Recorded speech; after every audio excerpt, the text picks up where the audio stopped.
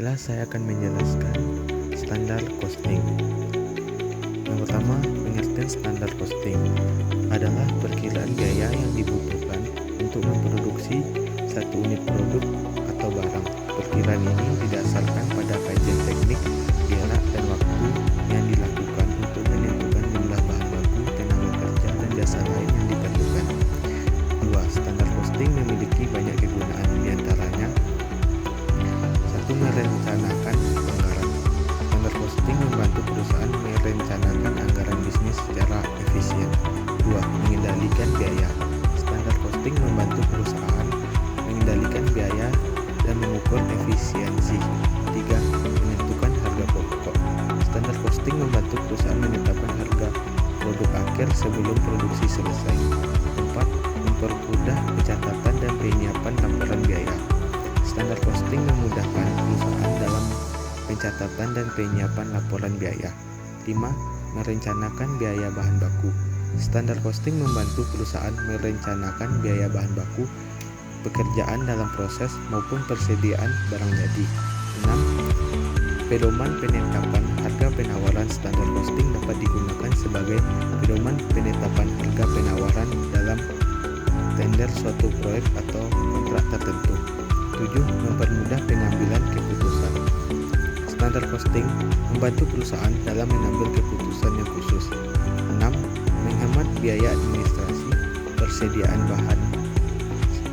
Standar costing dapat membantu perusahaan menghemat biaya administrasi persediaan bahan. 3. Hubungan antara standar costing dan anggaran. Standar costing merupakan salah satu alat yang sangat diperlukan dalam penyusunan anggaran. Berikut ini adalah beberapa hubungan antara standar costing dan anggaran. 1. Membuat anggaran. Standar costing dapat digunakan untuk membuat anggaran untuk volume dan bauran produk apapun dengan cepat dan andal. 2. Mengoptimalkan anggaran. Penetapan standar costing dapat membantu menentukan apakah ada varian anggaran yang menguntungkan atau tidak. 3. Mengendalikan biaya. Standar costing dapat digunakan untuk mengendalikan biaya dan mengukur efisiensi. 4. Mempermudah pencatatan. Standar costing dapat memudahkan dalam pencatatan dan penyiapan laporan biaya. 5. Merencanakan biaya. Standar costing dapat digunakan untuk merencanakan biaya bahan baku, pekerjaan dalam proses, maupun persediaan barang jadi. 6. Pedoman penetapan harga. Biaya standar costing dapat digunakan sebagai pedoman penetapan harga penawaran dalam tender suatu proyek atau kontrak tertentu. 4. Penentuan jenis standar dalam standar costing. 1. Tujuan perusahaan. Standar ideal digunakan jika perusahaan ingin menetapkan target ambisius untuk mendorong efisiensi maksimum. Standar normal cocok jika tujuan perusahaan adalah menetapkan target yang realistis dan dapat dicapai dalam kondisi kerja normal. 2. Sifat produksi. Produksi massal atau konsisten lebih sesuai karena produksi yang stabil memungkinkan pengguna standar jangka panjang.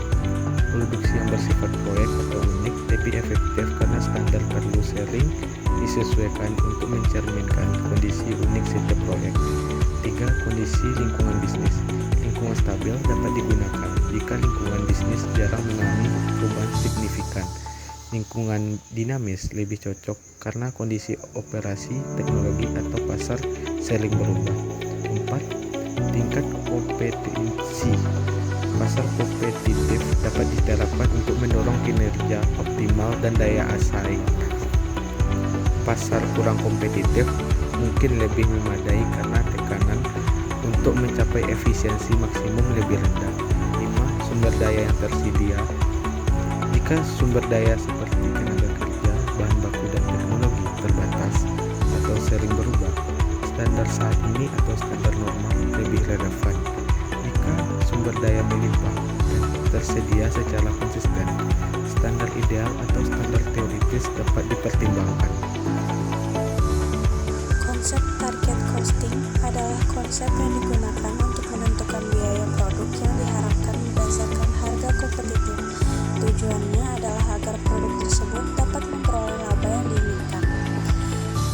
costing adalah konsep perbaikan terus-menerus, continuous improvement, di mana setiap tahap produksi diusahakan adanya perbaikan-perbaikan agar lebih optimal dan efektif, sehingga nantinya akan dapat mengurangi biaya. Selanjutnya, perbedaan target costing, Kaizen costing, dan standar costing. Yang pertama, target costing, yaitu menetapkan biaya yang diharapkan untuk suatu produk berdasarkan harga jual yang diharapkan, atau menetapkan harga pokok produk dan harga jual produk. Yang kedua, Kaizen costing, yaitu untuk mengurangi biaya produksi secara berkelanjutan dengan memperbaiki proses produksi. Dan yang ketiga, standar costing, yaitu untuk menetapkan biaya standar untuk satu unit produk berdasarkan data historis dan ekspektasi manajerial.